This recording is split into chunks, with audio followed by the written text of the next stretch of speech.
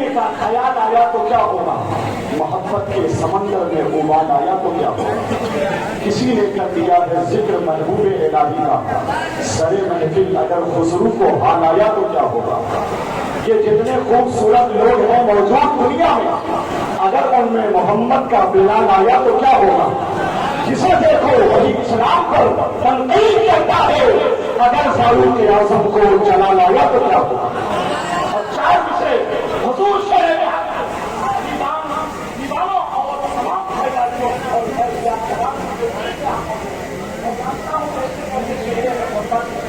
مولانا غلام ربانی محمد، مولانا سراج احمد رضوی بلوا، مولانا مصطفیٰ رضا خان، حضرت مولانا شفیع اشرف، حضرت قاری سجاد احمد رملی سیتامڑھی، اور قاری ہارون برکاتی یونا شریف کے مولانا ثانی الرحمان، حضرت قاری اپنی چار مشورے کے ساتھ ہم حیدرآباد سے تشریف لائے ہوئے ہیں۔ معزز مہمان، صاحب زبان، صاحب فن، مسلک اعلی حضرت کا درد رکھنے والے ایک سید آل رسول، جنہوں نے آج سے 10 سال پہلے یہاں اسی نظامت کی تھی کہ اس نظامت کا اب بھی ذائقہ کم نہیں ہوا۔ حضرت علامہ سید امام صاحب قبلہ حیدرآباد استقبال کرنے جا رہا ہوں۔ کیا خیال ہے سرسری استقبال کروں یا دل کی گہرائی سے سیدزادے کا استقبال ہو جائے گا؟ اگر آپ چاہتے ہیں انہیں کیا ہوگا؟ آپ کو کچھ نے کہا تھا، مولانا افراد ریاسی نے اچھی تقریر کیا تھا، بلندی عطا فرمائے۔ کل مولانا ذکر اللہ صاحب بریلی شریف آئیں گے انشاءاللہ، غازی ملت بھی آئیں گے، علامہ غلام رسول صاحب خدا بچانے، اور جتنے شرائط ہمارے دادا نام کا ہے اس کے قید خانے میں موجود ہے، کبھی بھی جنات کی طرح نکل سکتا ہے نا۔ تیار ہے وہ چار مشرے تیار ہیں آپ؟ سید صاحب کا استقبال آپ نے کیسے کیا ہے؟ ایک مرتبہ اور بتائیے۔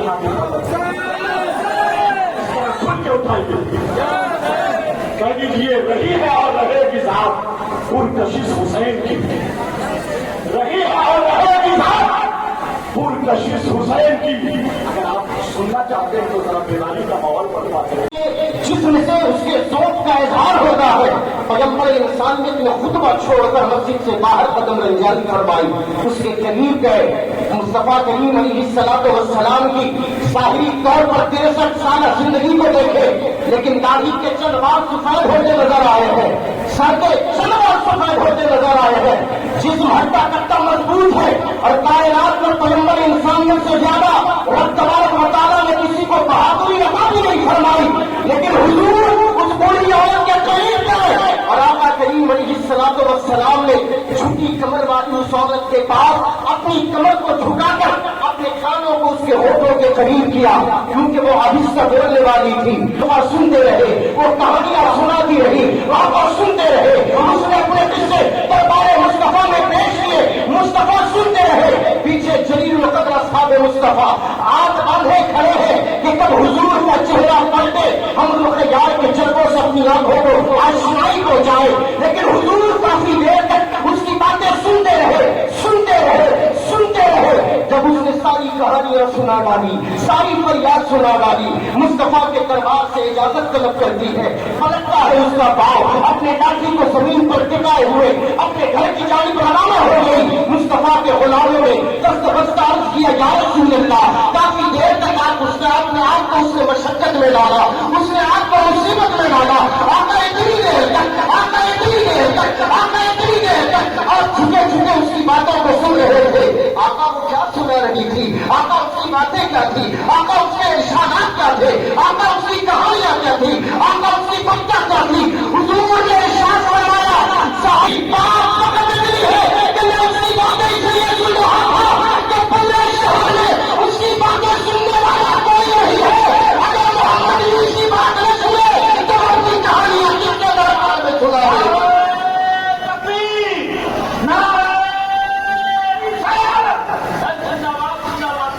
رب کے لب اس میں محمد سے ہٹاتا بھی نہ تھا، رکھ کے لب اس میں محمد سے ہٹاتا بھی نہ تھا، جب مجھے نام نبی ٹھیک سے آتا بھی نہ تھا، اور تھام لیتا تھا کوئی وقت ملاقات جو ہاتھ کیسا آتا تھا، کبھی ہاتھ چھوڑاتا بھی نہ تھا۔ آپ اس کی بھی سنا کرتے تھے ڈھیروں باتیں، وہ جسے پاس کوئی اپنے بٹھاتا بھی نہ تھا۔ آپ اس کی بھی سنا کرتے تھے ڈھیروں باتیں، وہ جسے پاس کوئی اپنے بٹھاتا بھی نہ تھا، اور آپ ہی آپ اترتے تھے فرشتوں کے ہجوم، آپ ہی آپ اترتے تھے ملائک کے ہجوم، آپ ہی آپ اترتے تھے فرشتوں کے ہجوم۔ وہ عجب شاہ تھا، دربار سجاتا بھی نہ تھا، آپ ہی آپ کرتے تھے فرشتوں کے ہجوم۔ وہ عجب شاہ تھا، دربار سجاتا بھی نہ تھا۔ بھائی بھائی سے ناراض ہے، شوہر بیوی سے ناراض ہے، دوست دوست سے ناراض ہے، بیٹا باپ سے ناراض ہے، باپ بیٹوں سے ناراض ہے۔ آج حالات اتنے کشیدہ اور اتنے پرخطر ہو گئے ہیں کہ ایک مرتبہ بعد میں رشتے داریاں توڑنے کی باتیں آتی ہے۔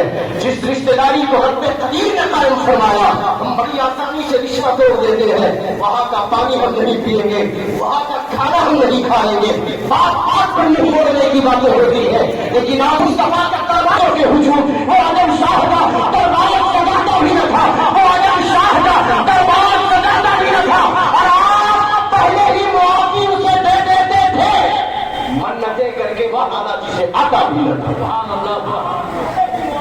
دیتے تھے منتیں کر کے منانا جسے آتا بھی نہ تھا، اور شیر اچھا لگے تو دل کی دنیا سے داد دیں گے کہ آپ کانپوں پہ نمازیں لیے چل پڑتے تھے۔ بولے گے سبحان اللہ، اور بڑے نواز سے آپ کانپوں پہ نوازے لیے چل پڑتے تھے۔ گود میں جب کوئی بچوں کو بٹھاتا بھی نہ تھا، آپ کانپوں پہ نوازے لیے چل پڑتے تھے۔ گود میں جب کوئی بچوں کو بٹھاتا بھی نہ تھا۔ تاجدار بریلی نے کہا تھا کہ اللہ کی سرتابہ قدم شان ہے یہ، انسان ہی انسان، وہ انسان ہے یہ، قرآن کو ایمان بتاتا ہے، اور ایمان یہ کہتا ہے میری جان ہے، ایمان یہ کہتا ہے میری جان ہے۔ یہ درود پاک پڑھے اللہ رب محمد صلی اللہ علیہ وسلم، نحن عباد محمد صلی اللہ علیہ وسلم۔ وقت کے معتبر مقتدر مشتہر مستند علماء نبی احترام رونق بزم ہے، اور میں ان کے درمیان ایک طالب علم کی حیثیت سے حاضر ہوں۔ سبق سنا رہا ہوں، اگر قبول کریں، داد دے دیں، تائید ہو جائے تو میں سمجھوں گا کہ سبق بہتر ہے، ورنہ اسلام یہ وہ ممبر ہے کہ بس ہر ممبر کا اسلام فرمائی جاتی ہے، اور اس میں کسی کو برا ماننے کی بھی ضرورت نہیں۔ یہ اللہ تبارک و تعالیٰ نے اہل سنت کا یہ طر امتیاز اہل سنت کو عطا فرمایا ہے کہ ہم نہ غلط سنتے ہیں نہ غلط سناتے ہیں۔ اللہ تبارک و تعالیٰ اپنے کرم اور اپنے حبیب علیہ الصلوۃ والسلام کے سب کے حق کرنے کی توفیق عطا فرمائے۔ قرآن کریم کی جس آیت کریمہ کی تلاوت کا میں نے شرف حاصل کیا، اب ارشاد فرماتا ہے لقد خلقنا الانسان فی احسن تقویم، ہم نے انسان کو بہترین سانچے میں ڈھال کر پیدا فرمایا، جیسا رب نے بنایا ویسا کوئی نہیں بنا سکتا۔ اللہ تبارک و تعالیٰ کے اگر انسانات کو بندہ گننے کی کوشش کرے تو ساری زندگی اور ساری دنیا کے کمپیوٹر کو بھی سامنے رکھا جائے تو رب تبارک و تعالیٰ کے بندوں پر کتنے احسانات ہم نہیں مل سکتے۔ قرآن نے خود کہا وَإِن نِعْمَتَ اللَّهِ لَا تُحْصُوهَا، اگر تم رب کی نعمتوں کا شمار کرنا چاہو تو رب کی نعمتوں کا شمار، بولے بلندراز سے رب کی نعمتوں کا شمار آپ دیکھ سکتے ہیں۔ اللہ کی نعمتوں صبح سے شام تک رب تبارک و تعالیٰ کی جتنی نعمتوں کے سائے میں ہم اور آپ شکل کی باتیں گر سکتے ہیں، کوئی ایسا جو جتنے کی بات کرتا ہوں نہیں گر سکتے، لیکن اللہ تبارک و تعالیٰ نے اتنے احسانات فرمائے ہماری زندگی کے لمحے لمحے اللہ تبارک و تعالیٰ کے احسان میں سائے کرے، کوئی لمحہ اس کے احسان سے خالی نہیں۔ لیکن ان احسانات میں چار ایسے احسانات رب تبارک و تعالیٰ نے فرمائے ہیں جس سے انسان کنارہ کشی نہیں کر سکتا، جس کا گن گانا اس کے لیے ضروری ہے، ہم اہل سنت و جماعت کے لیے بے حد ضروری ہے۔ چار ایسے احسانات میں اسے اسٹیپ پر اسٹیپ آپ تک پہنچاؤں گا، اپنی گفتگو کو سمیٹ کر کے اجازت ہے؟ اجازت ہے؟ سب سے پہلا احسان، اللہ تبارک و تعالیٰ نے سب سے پہلا احسان بندوں پر رب تبارک و تعالیٰ نے ہمیں انسانی شمع کا دعا انسان کی شکل اور انسان کی صورت میں پیدا فرمایا. 18,000 مخلوقات اللہ تبارک و تعالیٰ نے تخلیق فرمائی، لیکن اس میں سب سے افضل، سب سے اعلیٰ اور سب سے اشرف مخلوق کا تاج جس کے سر پہ رکھا اسے انسان کہا جاتا ہے. 18,000 مخلوقات. آپ فقط اس بات پر اگر غور کرنے لگ جائے کہ آخر وہ کیا بات تھی کہ رب تبارک و تعالیٰ نے 18,000 مخلوقات میں سب سے افضل، سب سے اشرف بنا کر ہمیں اور آپ کو پیدا فرمایا. 18,000 مخلوقات میں سب سے افضل کس نے بنایا؟ بولے کس کو بنایا؟ کس کو بنایا؟ انسان نے. 18,000 مخلوقات میں سب سے افضل انسان. اللہ نے دعوت کر بنا بنی آدم. ہم نے بنی آدم کی تکریم فرمائی، ہم نے بنی آدم کو عزتیں عطا فرمائی، وہ شرف فرمائی. 18,000 مخلوقات میں سب سے افضل انسان کو بنا. حضرت بایزید بستامی رحمۃ اللہ تعالیٰ مرتبہ ایک رستے سے جا رہے مریدین، متوسلین، معتقدین کا ایک کام موجودہ نہیں کام کا ان کے ساتھ ساتھ رستے سے جا رہے تو رستے میں ایک کتا ملا. اس کتے نے اپنی زبان میں بایزید بستامی کی بارگاہ میں نہ جانے کیا کہا، مریدوں کی سمجھ میں نہیں آیا. لیکن بایزید بستامی اس مرد قلندر کا نام تھا جو جانوروں کی بھی بولی سمجھتے تھے. کتے نے اپنی زبان میں کہا، مریدین پیچھے تھے. بایزید بستامی نے سنا اور فوراً اپنا سر پکڑ کر وہیں بیٹھ گئے اور چیخ چیخ کر رونے لگ گئے. پیچھے سے مریدین قریب آئے، عرض کرنے لگے حضرت بات کیا ہے؟ کہ تو ٹھیک جا رہے تھے. آخر کتے نے اپنی زبان میں آپ سے کیا کہہ دیا کہ آپ کی آنکھوں سے آنسوؤں کی ندیاں بہ رہی ہے؟ حضرت بایزید بستامی رحمۃ اللہ تعالیٰ علیہ برجستہ ارشاد فرماتے ہیں کہ تم نے نہیں سمجھا، لیکن اس نے جاتے جاتے مجھ سے بس اتنا کہا تھا، او بایزید کبھی فرصت ملے تو اس بات پر غور کرنا کہ آخر وہ تیری کون سی نیکی تھی کہ اللہ نے مجھے انسان بنایا اور میرا کون سا جرم تھا کہ اللہ نے مجھے کتے کی شکل میں پیدا فرمایا. وہ چاہتا تو درخت کے پتوں کی شکل میں پیدا کر دیتا، وہ چاہتا تو جانور کے جسم میں اگنے والے پھل کی صورت میں پیدا کر دیتا، وہ چاہتا اور تبارک و تعالیٰ کو کسی بدشکل کی صورت میں پیدا کر دیتا، کسی پرندے کی صورت میں پیدا کر دیتا. وہ چاہتا تو کسی بھی حالت میں پیدا کر سکتا تھا، لیکن یہ اس کا کرم کہ اس نے ہمیں اشرف المخلوقات کا تاج درد عطا فرمایا. حضرت بایزید بستامی فرماتے ہیں کہ میں یہ سوچ رہا تھا کہ چاہتے چاہتے اس کتے نے یہ بھی کہا، اور بایزید اپنے انسان ہونے پر کبھی تکبر اور غرور نہ کرنا، یہ تو رب کا کرم ہے کہ تجھے انسان بنایا اور یہ اللہ تبارک و تعالیٰ کا فیصلہ ہے تو اس نے مجھے کتے کی شکل میں پیدا فرمایا. آپ کا کوئی زور تھا اگر اللہ انسان کے علاوہ کسی اور صورت میں پیدا کر دے گا؟ اللہ تبارک و تعالیٰ کتوں کی شکل میں، بلی کی شکل میں، لومڑی کی شکل میں، بھیڑیے کی شکل میں اگر پیدا کر دیتا، کوئی تھا تو کوئی روکنے والا تھا؟ ہاں کوئی روکنے والا. اللہ تبارک و تعالیٰ نے انسانی جامع عطا کیا. اب میں آپ سے ایک سوال پوچھوں گا، جواب دل پہ ہاتھ رکھ کے دیں گے. آپ یہ بتاؤ کہ سب سے پہلے آپ کو چاہا کس نے؟